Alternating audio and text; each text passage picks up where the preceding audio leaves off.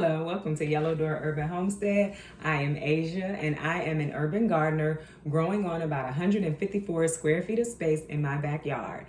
If you're like me and you live in a smaller home, my home is less than 1,000 square feet, and like I said, I have about 154 square feet of growing space. You may be wondering, how do I start seeds inside? I don't have space to start seeds inside.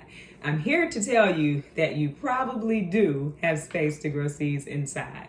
So in my case, I will put a link to the video where I showed my germination station. It is in my laundry room. But that's not what we want to talk about today. We want to talk about how you can find the warmth that your seeds need to germinate and how you can keep continuous moisture, another thing that seeds need to germinate. Most seeds do not need light to germinate. You can check the back of your seed packet because there are varieties and there are certain vegetables that germinate better with light. The back of your seed packet will tell you that. But let's talk about where you can find warmth at in your home. So warmth can be found in a couple of different places if you kind of just think about it. My hot water heater is accessible to me. And so some seeds I may sit on the top of my hot water heater because it's going to get warmth from the hot water heater. You can use the top of your refrigerator. There's warmth on the top of your refrigerator as well.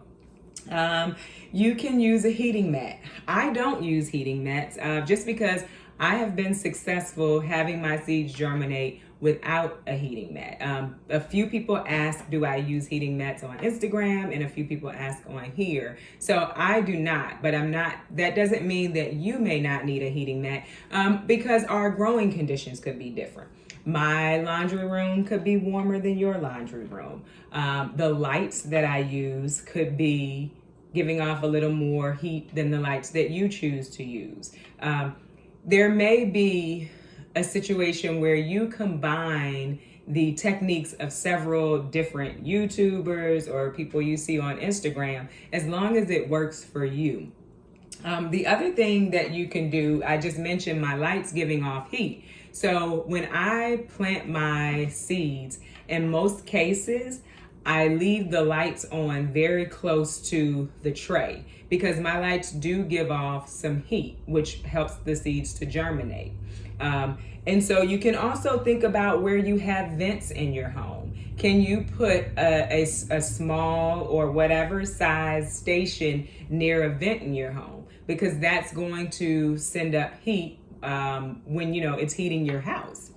Another thing you can do is if you have a room where you can keep the door closed, the heat in the room will warm up the environment, hence warming up the area that your seeds are growing in. And so just think about where you can germinate heat from. Germinate heat from. That's probably not what I meant to say. It's already been said. Okay, so let's move on to moisture. Your seeds need to stay moist in order to germinate. So between the heat and the moisture, that's how seeds germinate. Unless you have a variety that germinates better in a cooler environment. And again, your seed packet will tell you if you need that. So when I start my seeds, I do cover them, whether I use saran wrap and I wrap it around the cell tray or around the full tin tray that they're in. I use saran wrap because that's going to hold in the moisture, and you'll start to see the moisture, the condensation on the saran wrap. And that's a good thing because you want your seeds to stay moist. And when I say moist, I don't mean damp. Like you don't want it to be waterlogged, meaning like your soil is dripping water out of it. You just want it to be moist. And so saran wrap, or even the cover that goes to your tin pan, like the pans we would cook a turkey in or a ham in, just sit that over top of the tray, the tin pan that has your cell trays in it. Make sure that you check though, because once your seeds germinate, you need to remove any plastic wrap, you need to remove any covering, because at this point, the seedlings are going to need light. And so You can even buy a self-wicking tray. So there are trays where your cell tray sits in it. There's another like level, and then up under it is the bottom of the tray, and you put water in it, and there's a device that wicks the water up when your soil needs it. So that's also a wonderful way to start seeds and keep your soil moist. But let's say you're like, I don't have space for this. Right now it's just not a thing. There are other options to start seeds. And so you have seeds that sometimes need a cool period. And so those seeds you can start as winter sowing. And if you watch YouTube or you do any kind of research on gardening, you'll see winter sowing. And what winter sowing is using a container, some kind of container that can act as a greenhouse. So this is a milk jug, but I also use soda bottles, juice bottles, any kind of bottle that you can cut in half, fill it with soil, be able to make holes for drainage, you can use to winter sow. And basically winter sowing is just putting your seeds outside early. So I'll do this sometime in February. I'm in zone 7B. If you're in a different zone, you may want to do some searching. I only want to speak to my zone because it's what I know.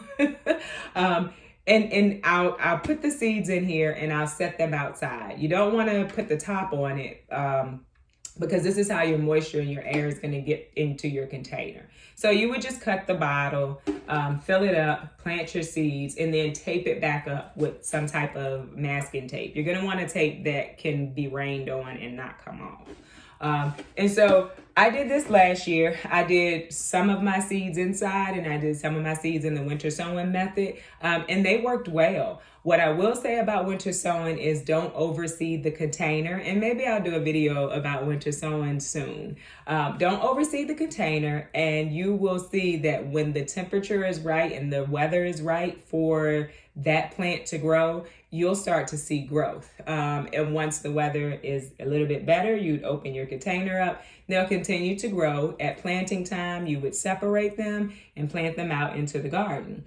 Or you could even pot them up and leave them outside if you have a space for that. So the last option, last two options, honestly, if you're just like, I want to start a garden, I don't want to start from seed, there's that option. You can buy garden transplants. There's nothing wrong with buying garden transplants. It is cheaper to start from seed, but if you don't have the space, and you just don't feel that you're wanting to right now learn how to start from seed, buy garden transplants. Just make sure they're good, in good health, and plant them out in the garden. You're still gonna get the same food. So thank you for watching. Please don't forget to subscribe. You can check me out over on Instagram at that's MS, Asia Spratley.